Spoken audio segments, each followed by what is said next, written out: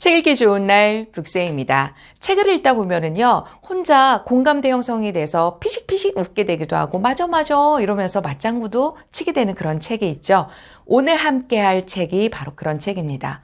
인간관계 처방전, 내 마음의 처방전 같은 제목만 들어도 편안한 책. 애쓰지 않고 편안하게. 김수연 글 그림이고요. 다산북수 출판사입니다.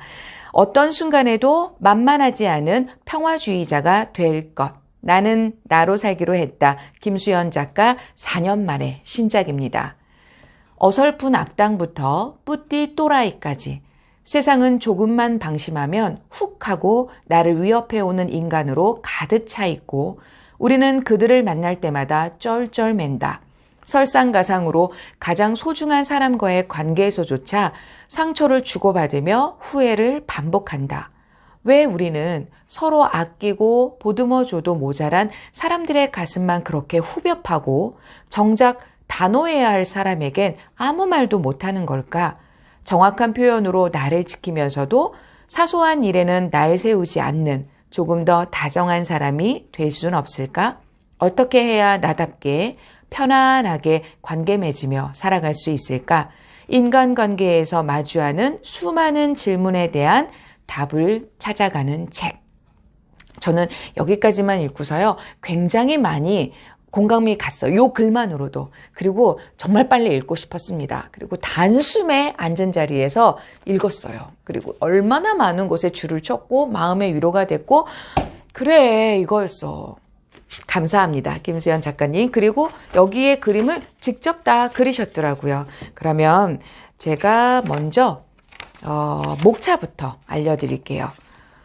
총 6장으로 이루어져 있는데요. 1장, 휘둘리지 않고 단단하게 자존감을 지킨다는 것.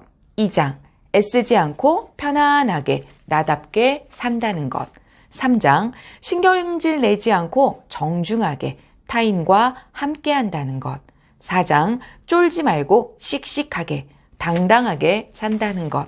5장, 참지 말고 원활하게 마음을 언어로 표현한다는 것. 6장, 냉담해지지 말고 다정하게 사랑을 배운다는 것. 어떤 이야기를 듣고 싶으세요? 총 6장으로 되어 있고 57가지 이야기예요. 북쌤이 뽑은 4가지의 이야기를 갖고 오늘 이 시간 함께 하도록 하겠습니다. 제가 첫 번째 함께 공감하고 싶은 이야기는요. 아무 말 대잔치에 흔들리지 말 것. 회사를 그만두고 책을 준비할 당시 엄마의 지인이 엄마에게 수연이 정신 차리고 회사나 다니라고 해 라는 이야기를 했다. 애정 없는 충고에 굉장히 기분이 상했지만 일단 진지하게 검토해 보기로 했다. 하나, 나는 정신을 못 차렸는가? 아니, 당시 나는 지난 몇 년 중 가장 제정신이었다. 회사를 다니지 않을 뿐 생계도 내 힘으로 책임지고 있었고 어느 때보다 열심히 살고 있었다. 둘, 그 이야기를 따를 이유가 있는가? 글쎄, 유감스럽게도 그분은 내 롤모델이 아니었다. 나는 그분의 삶을 따르고 싶지도 않았고 의견을 구한 적도 없다. 많은 이가 자신과 다른 방식으로 사는 이들을 너무 쉽게 비난하고 때론 행복하지 않은 사람조차 타인에게 자신의 삶을 강요한다. 그리고 그보다 놀라운 건 우리가 그런 말에 자주 상처받고 흔들린다는 점이다. 타인의 충고를 통해 삶을 돌아보고 성장할 수도 있지만 충고도 하나의 의견일 뿐 언제나 진실인 건 아니다. 우리에게는 합리적인 의심과 검증이 필요하다. 그럼 누구의 말을 들을 것인가? 가짜뉴스와 선동을 감별하기 위해 확인할 것은 언제나 첫째는 근거요, 둘째는 출처다. 충고에 편협한 진실만 담겨 있다면, 근거도 애정도 없는 참견이라면, 내 삶을 스스로 책임지고 있다면 흔들리지 않아도 된다. 당신의 삶에 어떤 권위도 권한도 없는 이에게 심사위원의 자리를 내줄 필요는 없다. 지금 이 얘기에 굉장히 공감 가는 분들 많으시죠? 그리고 두 번째 이야기, 내가 지치지 않을 때까지. 예전에 한 북카페에서 여러 독자와 대화를 나누던 중 한 분이 가족에게 이기적인 자신이 싫다고 이야기한 적이 있었다. 그 이유를 물으니 결혼한 언니가 아이를 낳았는데 조카가 예쁘기도 하고 언니도 고생하는 것 같아 선물도 많이 하고 자기 시간을 들여 육아도 도와주었다고 한다. 그런데 점점 자신의 일상이 사라지고 힘에 부쳐서 언니에게 잘 가지 않게 되었고 그런 자신이 이기적으로 느껴져 죄책감이 든다고 했다. 그녀의 이야기가 끝나자 다들 그게 왜 이기적이라는 거지? 라는 표정을 짓고 있었다. 당연히 사랑하는 사람을 위해 도움을 줄 수 있고 고통을 조금씩 나누는 순간도 있다. 하지만 아무리 가까운 관계라 해도 건강한 경계는 필요하다. 타인과의 경계를 세우지 못하면 자신이 할 수 있는 일과 자신이 할 수 없는 일의 경계도 흐려지게 되는데 자신이 할 수 없는 일까지 하려 하면 문제는 복잡해진다. 누군가 물에 빠졌다면 마땅히 도움을 줘야 하지만 수영도 못하는 사람이 물에 들어가면 오히려 상황만 악화되는 것처럼 문제 상황에서 함께 허우적거리는 건 누구에게도 도움되지 않는다. 그렇기에 누군가를 제대로 돕기 위해선 건강한 경계를 세우며 나를 지키는 일이 필요하고 자신의 몫과 상대의 몫을 분리할 수 있어야 한다. 경계를 긋는 건 이기적인 게 아니다. 최소한의 경계도 없는 관계는 되레 분노와 원망, 자기 연민을 만들고 과잉된 책임감이 상대를 나에게 의존적으로 만들 수도 있다. 나를 돌볼 수 있을 때 타인의 삶도 도울 수 있는데 실제로 연구에서는 자신의 에너지를 잘 유지하는 사람이 타인과 세상에 더 많은 기여를 할 수 있다고 한다. 타인을 위해서도 나를 돌볼 수 있어야 하는 것이다. 그러니 혼자 모든 책임을 지려 하지 말자.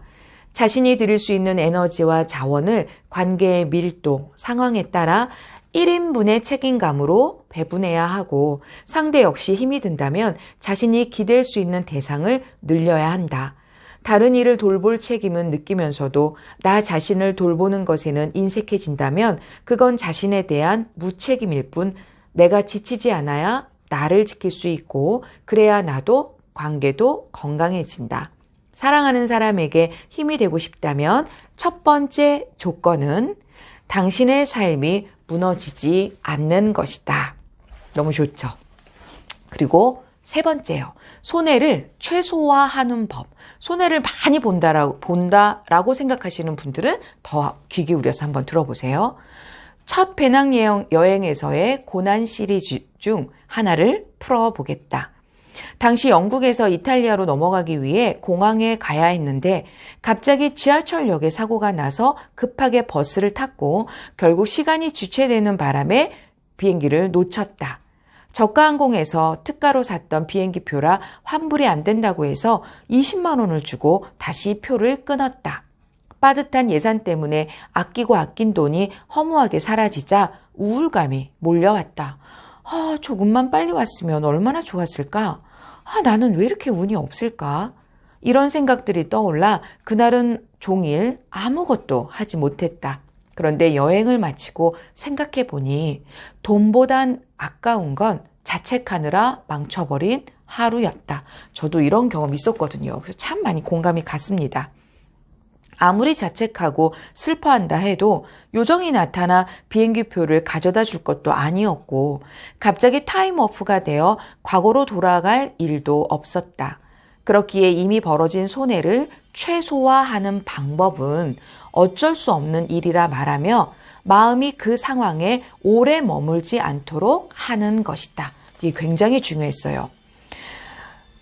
최소화하는 방법, 이미 벌어진 손해를 최소화하는 방법은 어쩔 수 없는 일이라 말하며 그 상황에 오래 머물지 않도록 하는 것이다. 마음을 싹둑 자르지는 못하겠지만 그 상황이 주는 교훈만을 취하고 과거가 현재를 망치도록 내버려둬서는 안 된다. 이건 관계에서도 마찬가지다. 우리는 때때로 상대의 잘못으로 피해자가 된다. 이때 느끼는 감정은 우리를 괴롭게 하지만 쉽게 내려놓을 수가 없다. 상대의 잘못을 사라지게 하고 싶지 않고 상대를 비난할 수 있는 권리를 포기하고 싶지도 않다. 그래서 스스로 괴로움을 선택한다.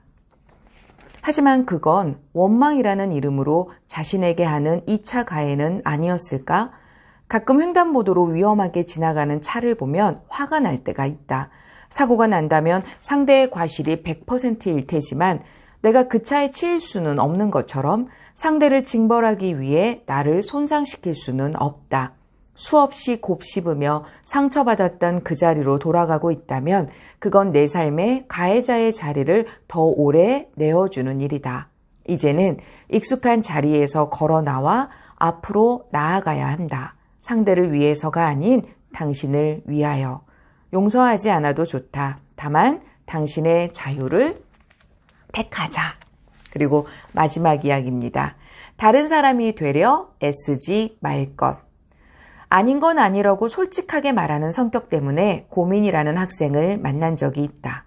조별 과제에 늦는 팀원에게는 괜찮아, 네 이름을 뺄 거니까 라고 말하고 교수님이 수업에 늦으면 왜 늦었는지 설명해 주시고 사과해 주세요 라고 요구한다고 했다. 본인은 정당한 이야기를 하는 것뿐인데 취업이 잘 안 되는 것 같고 주변에서 성격을 고치라고 하니 정말 성격을 고쳐야 하나 고민이 된다고. 당시엔 스스로 고치고 싶은 순간이 오거든 고치라고 이야기했지만 더 좋은 대답은 없었을까 생각하곤 한다. 사실 인터넷 사이다 썰에서 이런 성격을 가진 인물이 등장할 때는 참 속 시원한데 막상 현실에선 불편하다고 느낄 수 있으니 주변의 걱정도 이해가 갔다. 교수님이 수업에 늦는 건 잘못이다. 조별 과제에 불성실한 건 잘못이다. 라는 판단이 정당할지라도 매 순간 모든 관계에서 옳고 그름만을 따져 물을 수는 없다. 교수님이 수업에 늦은 피치 못할 사정이 있을 수도 있고 학생들 앞에서 공개적으로 사과를 요구하는 방식은 상대에게 수치심과 상처를 줄 수 있는 거다. 본인만의 확고한 신념이 있을지라도 타인의 감정을 살피지 못하고 일상적인 일에도 미리 전투태세부터 갖춘다면 자신의 방식을 점검할 필요가 있다. 그럼 역시나 성격을 고쳐야 할까? 쉽게 고칠 수 있다면 그건 애초에 성격이 아닐 뿐더러 성격은 좋고 나쁨을 논하기 어려운데 MBTI 16가지 성격 유형 중 어떤 게 좋은 성격이고 어떤 게 나쁜 성격인가? 단호하고 정의감에 불타는 사람은 정의의 사도가 될 수도 있지만 도로의 보안관이 되어 보복운전의 달인이 될 수도 있듯이 문제는 성격이 아닌 성격을 드러내는 방식에 있다. 저는 이게 지금 한 3페이지 정도 되는데 여기가 키포인트였습니다.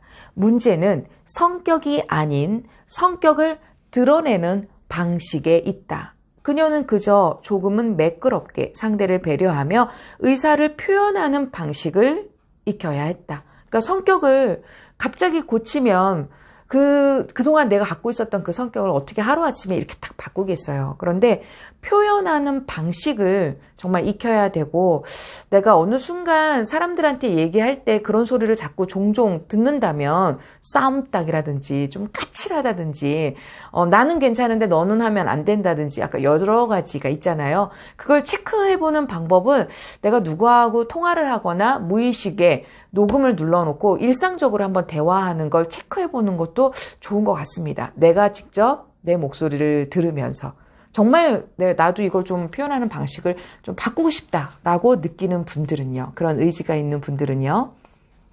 우리의 고민은 대부분 이런 식이라 부탁을 거절하지 못해 정작 내 일은 시작조차 못하기도 하고 화가 나면 소리를 지르거나 물건을 던지기도 하고 싶은 말을 참지 못해서 분위기를 시베리아로 만들기도 한다. 그럴 땐 자신의 성격을 뜯어 고치고 싶은 마음도 들지만 자책한다고 달라지는 건 없고 정신개조를 외치며 해병대 캠프에 들어갈 필요도 없다. 고칠 수도 없고 고칠 필요도 없는 성격 고치기에 열을 올리며 짐만 빠질 뿐이다. 그보다 우리에게 필요한 건 자신의 행동을 인지하고 조금 더 주의를 기울이는 작은 습관과 표현 방식의 변화다. 이 7글자가 오늘 이 영상을 보시는 분들한테 인간관계를 하는 데 있어서 정말 상대를 위한 것도 있지만 내 마음이 좀 편하기 위해서라도 표현 방식의 변화를 좀 가져보는 그런 계기가 되셨으면 좋겠습니다. 표현 방식의 변화. 그러기 위해선 자신의 문제를 객관적으로 바라보고 습관처럼 굳어진 대처 방식의 자동 조절 장치를 멈추어야 한다. 오랜 습관 때문에 몇 번은 더 반복하겠지만 의식하고 결심하며 조금 더 나은 방식을 찾아가자. 자신에게 섣부른 꼬리표를 붙이지도 전혀 다른 사람이 되려 애쓰지도 말자. 우리는 모두 배우고 있고 우리 자신으로서 더 나아질 것이다. 제가 뽑은 4가지 이야기였습니다.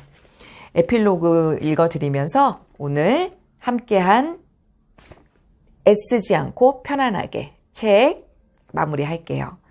균형을 찾는다는 건 중심을 잡는 일이다. 나는 사람의 중심은 사랑이라 답하고 싶다. 삶과 관계가 흔들릴 때가 온다면 한 번 더 나와 내 곁에 있는 이들을 사랑해 주길 바란다. 균형을 통해 당신이 편안함을 찾기를 바라며 나 자신과 관계라는 삶의 가장 중요한 것을 잃지 않기를 바란다. 당신이 행복하게 살면 좋겠다.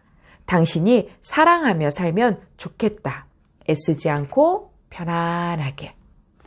오늘 편안한 밤 되시길 바라고요. 편안한 밤 보내시고요. 오늘도 북쌤이 응원합니다.